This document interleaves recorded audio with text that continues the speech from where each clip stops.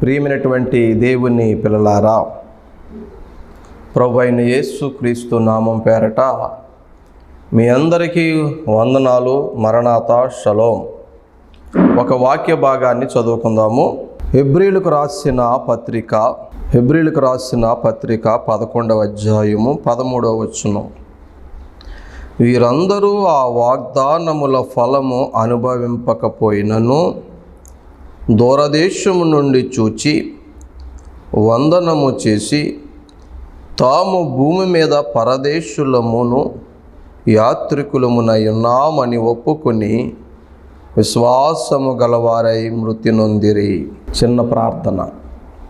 మహోన్నతుడా, మంచి బోధకుడా, సర్వము ఎరిగిన సర్వేశ్వరుడా, లోకరక్షకుడా, ఈ ప్రపంచానికి కావలసిన మాటలు మీరు మాట్లాడండి. ఈ అంచె దినములలో, ఈ కడవరి దినాల్లో సమాజానికి, సంఘానికి కావలసిన మాటలు మీరు మాట్లాడండి. నన్ను పూర్తిగా మీ వశములోకి తీసుకుని మీ పాత్రగా వాడుకోమని యేసు నామమున ప్రార్థిస్తున్నాను పరమ తండ్రి, ఆమేన్. ప్రియమైనటువంటి దేవుని పిల్లలారా, మనిషి యొక్క ఆలోచనలు, ఊహలు, తలంపులు ఎలాగున్నాయంటే ఈ భూమి మీద జీవితమే శాశ్వతం అన్నట్టుగా ఆలోచిస్తూ బ్రతుకుతున్నారు. ఈ భూమి మీద మన లైఫ్ చాలా చిన్నది. ఈ భూమి మీద ఏ మనిషి శాశ్వతము కాదు, నాట్ ఏ పర్మనెంట్. ఈ భూమి మీద మనిషి కొంతకాలము ఉండి వెళ్ళిపోవలసినదే. కానీ ఈ భూమి మీదే మేము యుగయుగాలు ఉండిపోతామన్నట్టుగా ఆరాటం, పోరాటం, ప్రయాస, తాపత్రయం, గొడవలు, కొట్లాటలు, కలహాలు, కక్షలు, పగలు, ప్రతీకారాలు, అసూయలు, ద్వేషాలు, మత్సరము, ఎంతగా ఇవన్నిటి కారణం ఏంటి? ఈ లోక సంబంధమైన వాటివే. విచిత్రం ఏంటంటే ఈ లోకంలో మనం పర్మనెంట్ కాదు. మీరు దూషించే వ్యక్తి పర్మనెంట్ కాదు, ద్వేషించబడుతున్న మీరు పర్మనెంట్ కాదు. మీరు ఏ అడుగు నేల కోసమో ధనము కోసమో దెబ్బలాడుకుంటున్నారో ఒకరోజు ఆ అడుగు నేల లేకపోతే ఆ భూమి నువ్వు విడిచి వెళ్ళిపోతావు, వాళ్ళు విడిచి వెళ్ళిపోతారు. ఆ భూమి అక్కడే ఉంటుంది. కానీ మీరు బ్రతికినంత కాలం కొట్టుకొని చస్తూనే ఉంటారు. భక్తుడు భలే రాశారండి. అబ్రహాము కానీ ఎంతోమంది భక్తులు కానీ వాడు భూమి మీద ఎలా బ్రతికారు తెలుసా? పరదేశులమును యాత్రికులము అన్నట్టుగానే బ్రతికారు. ఇంతగా పరదేశులు, యాత్రికులు అంటే తెలుసా మీకు? కొంతమంది భక్తులు యాత్రకు వెళతారు. కొన్ని పుణ్యక్షేత్రాలకి వారు యాత్రకు వెళతారు. ఒక 10 రోజులనో లేకపోతే 20 నెలలో వాళ్ళు అనుకున్న కొన్ని దినాలు యాత్రకు వెళతారు అక్కడికి. ఈ యాత్రకు వెళ్ళినప్పుడు చూడండి, వాళ్ళు ఎక్కువ వస్తువులు పట్టుకెళ్ళరు. అక్కడ పడుకుంటాకే అవసరము అవుతుంది. కానీ అలాగని మంచం పట్టుకెళ్తారా? పరుపు పట్టుకెళ్ళరు. ఏదో బెడ్షీటో ఏదో ఒకటి వేసుకుని పడుకుంటే చాలు అనుకుంటారు. ఎందుకంటే అక్కడ మనం పర్మనెంట్గా ఉండం కదా. కాబట్టి ఈ మంచం, పరుపు అక్కడ పట్టుకెళ్ళరు, అది ఇంట్లో ఉంచుకుంటారు. ఎందుకంటే మరలా మన ఇంటికి వచ్చేస్తాం కదా. ఈ 10 రోజులు పోతే, ఈ నెల పోతే మరలా మన ఇంటికి వచ్చేస్తాం కదని వాళ్ళకి అందమైన పరుపు ఉన్నా, ₹1,00,000 బెడ్ ఉన్నా, డబుల్ కాట్ ఉన్నా, 6 సైజు మంచం ఉన్నా, ఇష్టమైన కర్రతో మంచం చేయించుకున్నా, డిజైన్లు వేయించుకున్నా ఆ మంచం అక్కడ పట్టుకెళ్ళరు. ఎందుకంటే అక్కడ కొంతకాలం ఉండి వచ్చేసి దానికి అన్నీ ఇంతకని పట్టుకెళ్ళరు. అలాగే కూడా బీరో పట్టుకెళ్తారా? పట్టుకెళ్ళరు. Sofa set పట్టుకెళ్తారా? పట్టుకెళ్ళరు. ఇలా చాలా వస్తువులు, ఏసీలు ఉంటాయి, పట్టుకెళ్తారా? పట్టుకెళ్ళరు. ఫ్రిడ్జ్ పట్టుకెళ్తారా? పట్టుకెళ్ళరు. మరి అన్నీ ఇంట్లో ఉన్నప్పుడు వాడుకుంటాకి ఏర్పరచుకున్న వేళ్ళే యాత్రకు వెళ్ళినప్పుడు పట్టుకెళ్తారంటే పట్టుకెళ్ళరు. ఎందుకంటే అక్కడ ఉండేది కొంచెము కాలం, దానికి ఇవన్నీ అక్కడ పట్టుకెళ్తే భారం అవుతుంది. అది మనకు పర్మనెంట్ ప్లేస్ కాదు. కాబట్టి ఒక ప్లేటు, ఓ గ్లాసు, అక్కడ వండుకోవడానికి ఒక చిన్న చిన్న కుండ, ఇలాగా తగుమాత్రముగా ఏర్పాటు చేసుకుని ఓ బెడ్షీటో, ఓ దుప్పడో, ఇలాగా చాలా తక్కువ మోతాదులో మొత్తం అంతా 1-2 బ్యాగుల్లో పట్టేసేలాగా వెళ్తారు తప్ప ఇదిగో అక్కడ కూడా ఇంట్లో ఉన్న సదుపాయాలు ఉండాలని ఇవన్నీ మోసుకుని వెళ్ళరు. అలాగే పరదేశులుగా వెళ్తారు చాలామంది, క్యాంప్ వెళ్తారు, వేరే దేశం వెళ్ళొచ్చు. అక్కడ 2 నెలల్లో లేకపోతే 2 సంవత్సరాలు, సంవత్సరమో ఏదో పని మీద వెళ్ళినప్పుడు ఇంట్లో ఉన్నవన్నీ పట్టుకెళ్ళరు. వాళ్ళు కూడా ఒక బ్యాగో 2 బ్యాగో వాళ్ళు నిత్యావసరానికి వాడుకునే పట్టుకెళ్తారు. ఎందుకంటే అది మన దేశం కాదు, అది మన ఊరు కాదు, అక్కడ పని చేస్తాకి వెళ్తున్నాం, ఆ ఇల్లు మన ఇల్లు అవదు కాబట్టి అవన్నీ పట్టుకెళ్ళరు. మరలా మన సొంత ఇంటికి వచ్చేస్తాం కదా అని చెప్పి, మరలా మన ఇంట్లో మనం ఉంటాం కదా అని చెప్పి అన్నీ కూడా సొంత ఊరిలో సొంత ఇంట్లో సమకూర్చుకుంటారు తప్ప పరదేశిగా లేక పనికి వెళ్ళినటువంటి దేశానికి అన్నీ పట్టుకెళ్ళరు. అక్కడ సమకూర్చుకుని అక్కడే పెట్టుకోరు. ఎందుకంటే మళ్ళా ఇంటికి వెళ్ళిపోతాం, మనం అక్కడ ఉంటాం ఎక్కువ కాలం అని చెప్పి ఉంటారు. నిజమే, ఈ భూమి మీద కూడా మనం పరదేశులు లాంటి వాళ్ళమే, యాత్రికులు లాంటి వాళ్ళమే. దేవుడి దగ్గర నుంచి మనం వచ్చాం. మనకు పట్టణం ఉంది, ఒక దేశం ఉంది, దాన్నే పరలోకం అంటాం. కొంతమంది స్వర్గం అంటారు, కొంతమంది మోక్షం అంటారు, కొంతమంది దేవుని ఇల్లు అంటారు. నువ్వు ఏదైనా పెట్టుకో మనమైతే ఇచ్చటి వారము కాదు, ఇక్కడ పర్మనెంట్గా ఉండము. ఒక 60 సంవత్సరాలు, ఒక 70 సంవత్సరాలు, ఒక 80, ఒక 100కో ఏమో చెప్పలేము, 10-20 కూడా వెళ్ళిపోతున్న వాళ్ళు చాలామంది ఉన్నారు. లైఫ్ స్పాన్ అయిపోగానే మనమందరం మళ్ళీ ఏం చేస్తామంటే దేవుడి దగ్గరికి వెళ్ళిపోవాలి. అక్కడ ఉంది మనకి స్థిరమైన నివాసం, అక్కడ ఉంది మనకి శాశ్వతమైన జీవం, యుగయుగాలు లైఫ్, ఎటర్నల్ లైఫ్ అక్కడ ఉంది.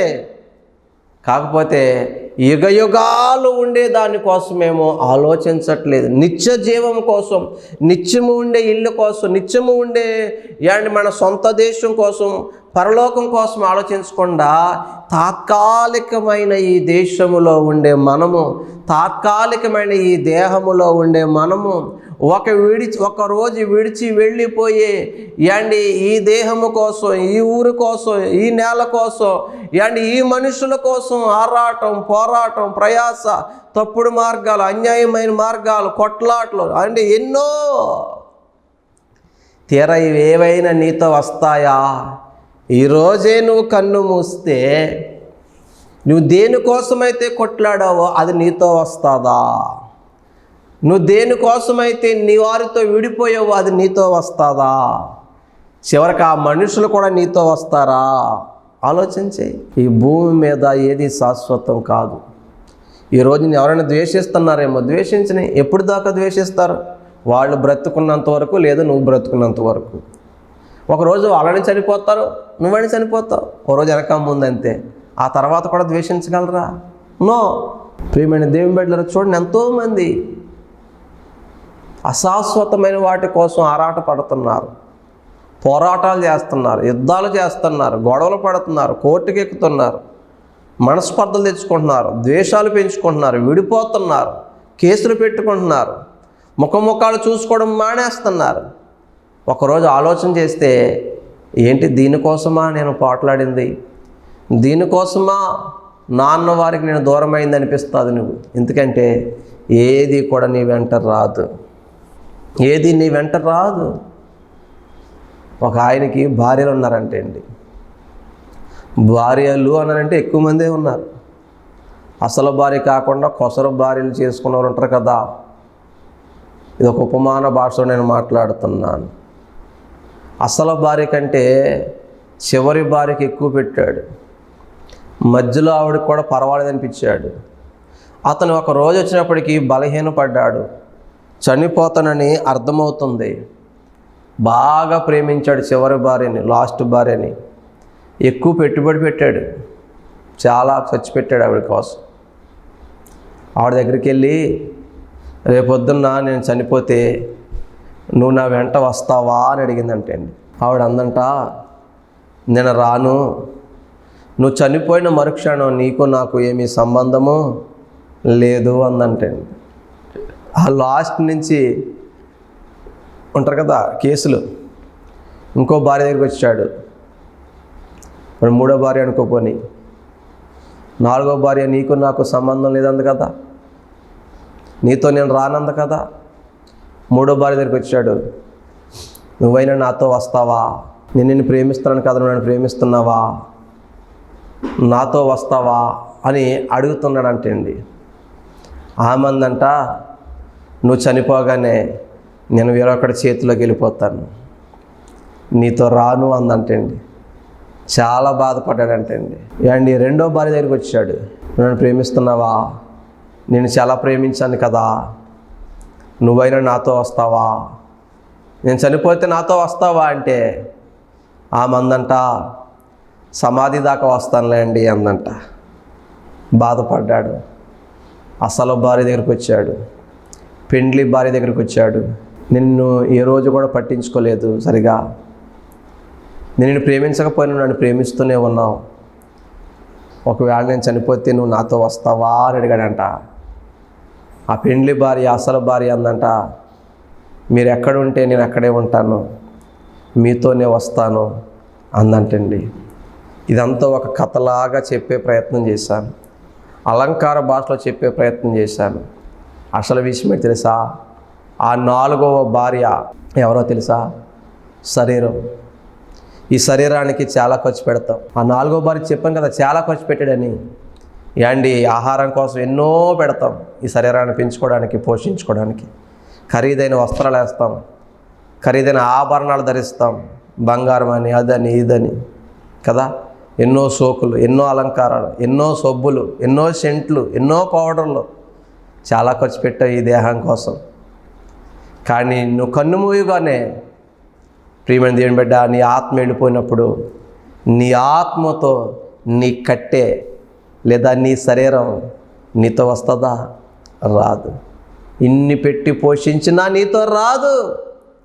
అప్పుడప్పుడు చూడండి, ఎవరైనా చనిపోయినప్పుడు అక్కడ ఎవరో ఉంటారు కదా, వాళ్ళని XYZ ఏదో పేరు అనుకోండి, ఏ సుబ్బారావు గారు అనుకోండి, రే సుబ్బారావు ఇంకా మనకు లేడురా అంటారు. మరి అక్కడ ఉన్న దేహం ఎవరిది?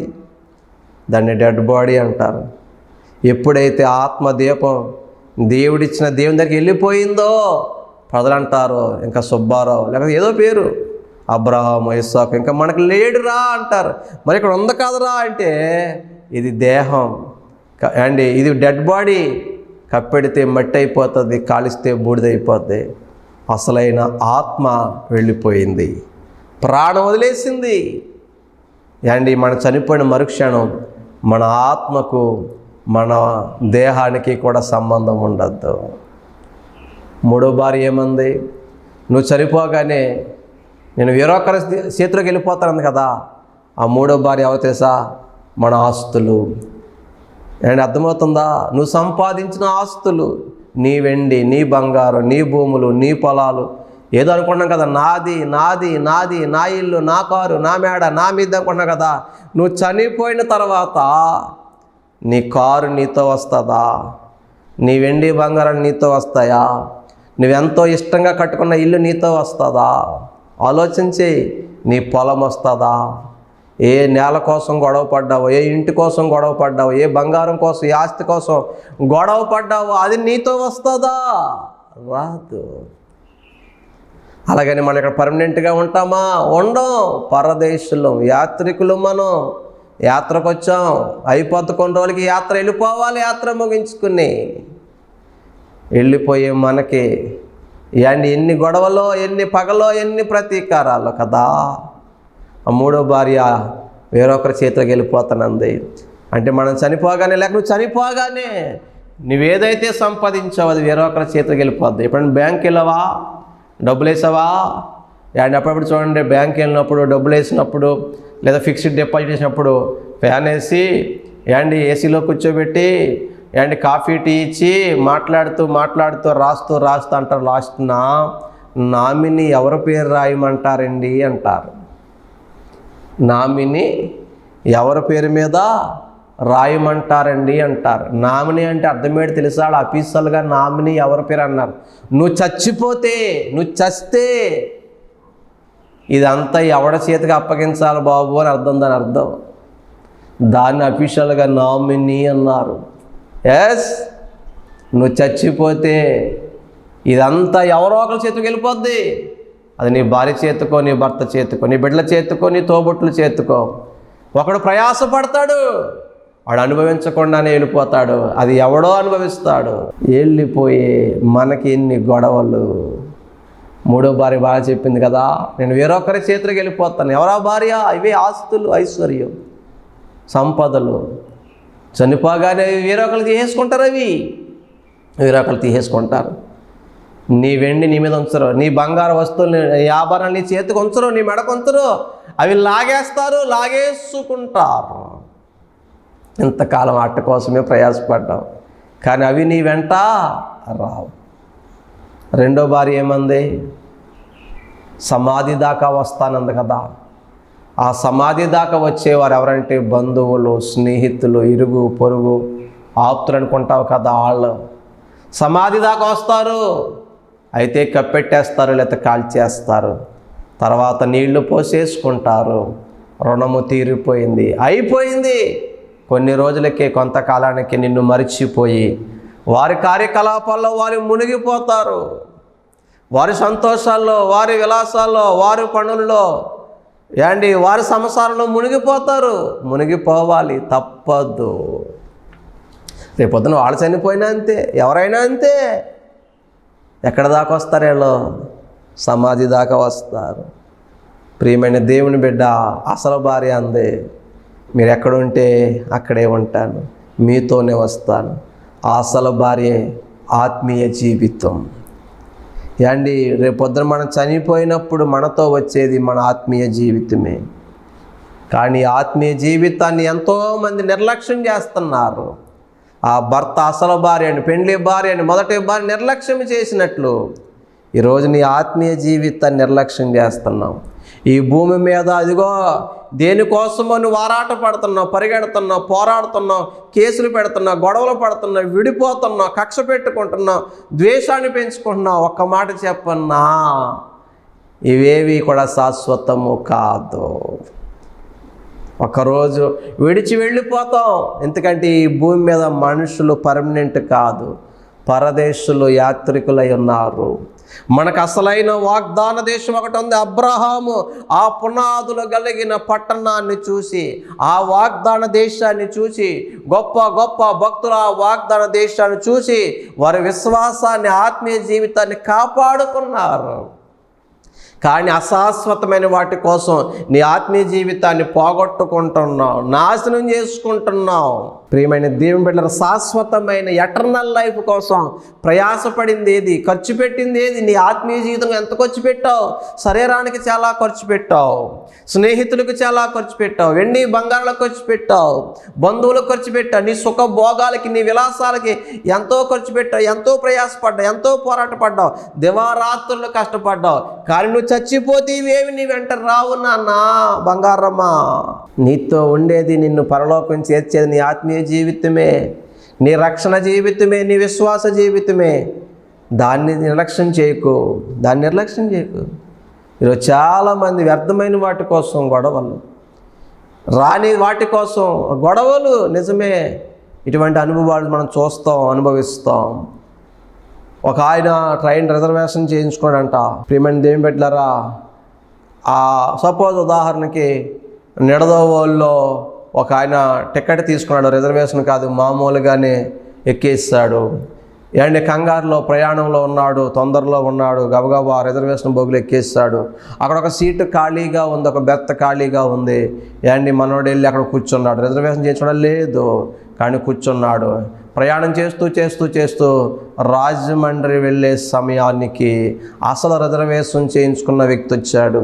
ఈ సీటు నాది, ఈ బెర్త్ నాది, లెగో రిజర్వేషన్ చేయించుకున్నానంటే ఇతను అంటున్నాడు, అయ్యా ఏమనుకోకండి, నేను తొందరపాటులో రిజర్వేషన్ చేయించుకోలేదు, అర్జెంట్ పని మీద అప్పటికప్పుడు వచ్చేసాను, నా హెల్త్ బాగాలేదు, బీపీ ఉంది, షుగర్ ఉంది, అది ఉంది, ఇది ఉంది, నేను కూర్చుంటాను, కొంచెం అడ్జస్ట్ అవ్వండి, మీరు అలా కూర్చోండి, నేను ఎలా కూర్చుంటానంటే కోపం వచ్చేసింది అతనికి. రిజర్వేషన్ చేయించుకోండి, నేను డబ్బు పెట్టుకొని రిజర్వేషన్ అంటే బుద్ధి లేదా? ఒక్క మాట నోరు జారేశాడు.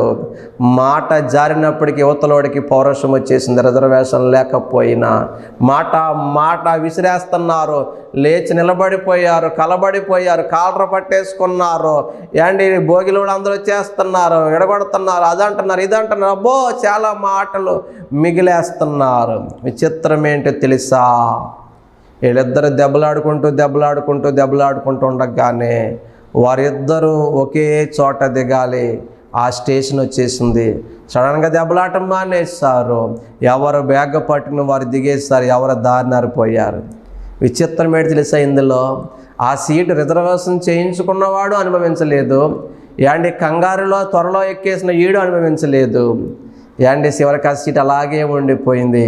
వీళ్ళ గొడవలు పడిపోయారు, మాటలు మిగిలిపోయారు, కలహాలు పడిపోయారు, కలబడిపోయారు, కొట్టేసుకున్నారు, చొక్కాలు సింపేసుకున్నారు. చూసారా, ఈ లోకంలో కూడా అంతే. మన వెంట రాని వాటి కోసం, చాలా వాటి కోసం కొట్టేసుకుంటున్నారు, కలబడిపోతున్నారు, ద్వేషించుకుంటున్నారు, పగల పెట్టుకుంటున్నారు, ప్రతీకారం పెంచుకుంటున్నారు, కోర్టుకి ఎక్కుతున్నారు, బుర్రల బదులు కొట్టుకుంటున్నారు, చంపుకున్నారు. వీళ్ళు చంపుకున్నది కానీ కొట్టుకున్నది కానీ ఇది ఏదైనా రేపొద్దున వీళ్ళతో పరలోకం వస్తుందంటే రాదు. ఈ చిన్న జీవితంలో ఎందుకు బ్రదర్ కొట్లాటలు? సిస్టర్, చాలు.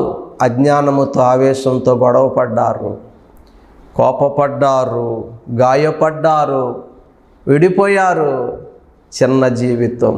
అక్కా చెల్లెలు కానీ, అన్నాదమ్ములు కానీ, భార్యాభర్తలు కానీ, ఇరుగు పొరుగు కానీ. నిజమే, అప్పుడు చూడండి, ఇరుగు పొరుగు వాళ్ళు ఆ సరిహద్దుల్లో జాన నేల కోసం దడిటొచ్చింది, ప్రహారీ అంగుళం వచ్చేసింది. అంగుళం కోసం బుర్రలో బద్దలైపోవాలి, కేసులు పెట్టేయాలి, మీరు మేము తేల్చేసుకోవడం. ఆ రోజు నుంచి ఇంట్లో ఆ ఇంటి వైపు చూడ, ఆ ఇంటి వైపు చూడ. ఎంత అంగుళం నేల కోసం, అరడుగు ప్రహారీ గోడ కోసం. చిన్న జీవితంలో ఇరుగు పొరుగే శత్రులుగా మిగిలిపోయి బ్రతికి చచ్చిపోతారు. విచిత్రమైన ఓ మనిషి చచ్చిపోయినప్పుడు శత్రువు వస్తాడు, ఇరుగుడు వస్తాడు, పొరుగుడు వస్తాడు, మాట్లాడు కూడా వస్తాడు. అప్పుడు గొప్పగా మాట్లాడతాడు, మంచి మాటలు చెప్తాడు, అప్పుడు చూస్తాడు. కొంతమంది విడిపోయి బాధపడతారు. అన్నదమ్ములు, అక్కా చెల్లెలు, భార్య భర్త చచ్చిపోయాక ఏడుస్తారు తల్లి బిడ్డలు. కానీ చచ్చిపోయాకొచ్చి ఏడిస్తే ఉపయోగం ఏముంది బ్రదర్, సిస్టర్? బ్రతికొండగానే క్షమించేసుకుని సమాధాన పడిపోండి. మనిషి అన్నాక పొరపాట్లు జరుగుతాయి, మనిషి అన్నాక తప్పులు జరుగుతాయి. క్షమించే మనసే ఉండాలి, ప్రేమించే మనసే ఉండాలి. అది పగగా, ప్రతీకారంగా మిగిలి చేసుకోకూడదు. అది యేసు ప్రభు ప్రేమ కాదు. కూర్చొని మాట్లాడుకుంటే తీరిపోతుంది తగువు. క్షమించేసుకుంటే ఇంకా చాలా బాగుంటుంది మీ బంధం, మీ స్నేహం.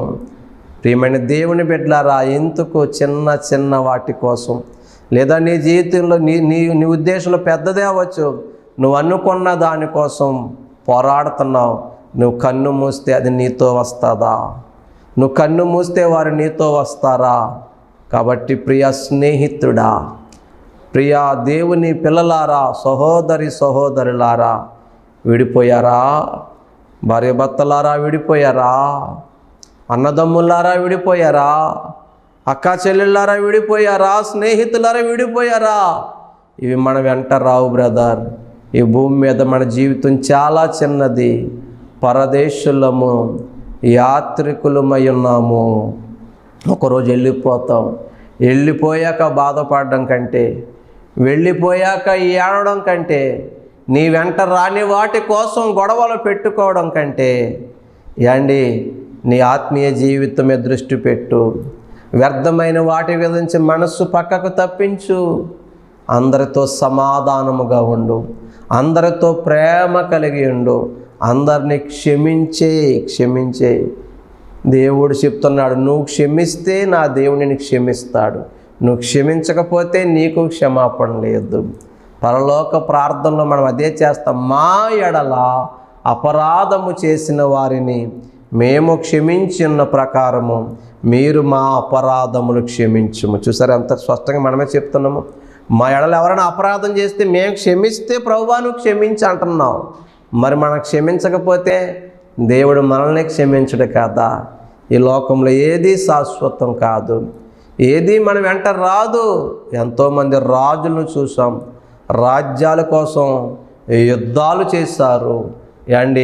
వాళ్ళు వెళ్ళిపోయారు, ఆ రాజ్యము అక్కడే ఉంది, ఆ నేల అక్కడే ఉంది. వారి వెంట వచ్చాయా? ఎంతోమంది డబ్బు కోసం దొంగతనాలు చేశారు, హత్యలు చేశారు. ఆ డబ్బు వారి వెంట వెళ్ళిందా? ఆలోచించే. ఎంతోమంది కాసు బంగారం కోసం విడిపోయిన అక్కా చెల్లెలు ఉన్నారు. రేపొద్దున చచ్చిపోతే నీ కాసు బంగారం నీ వెంట వస్తుందా? ఆలోచన చేయండి బిడ్డలారా. ఈ భూమి మీద మనం పరదేశులము, యాత్రికులము. మనం ప్రయాస పడవలసింది, మనం పాటు పడవలసింది ఆత్మీయ జీవితం కోసం. మనం కష్టపడవలసింది పరలోకం ఎలా చేరాలా అని కష్టపడాలి. ఆత్మీయ జీవితాన్ని ఎలా కాపాడుకోవాలా, విశ్వాసాన్ని, దేవుడిచ్చిన రక్షణను ఎలా కాపాడుకోవాలా అన్న దానికోసం పోరాడాలి, ప్రయాసపడాలి, జాగ్రత్తగా ఉండాలి. అంతేగాని వ్యర్థమైన వాటి కోసం ప్రయాసపడి, వ్యర్థమైన వాటి కోసం పరిగెత్తి, అశాశ్వతమైన వాటి కోసం నీ సంతోషాన్ని పోగొట్టుకొని, నీ బంధాన్ని కోల్పోయి, నీ జీవితాన్ని కోల్పోయిన తర్వాత ఒకరోజు నువ్వు వెనక్కి తిరిగి చూసుకుంటే ఇవేవి నీ వెంట రావని నీకు అర్థమవుతుంది.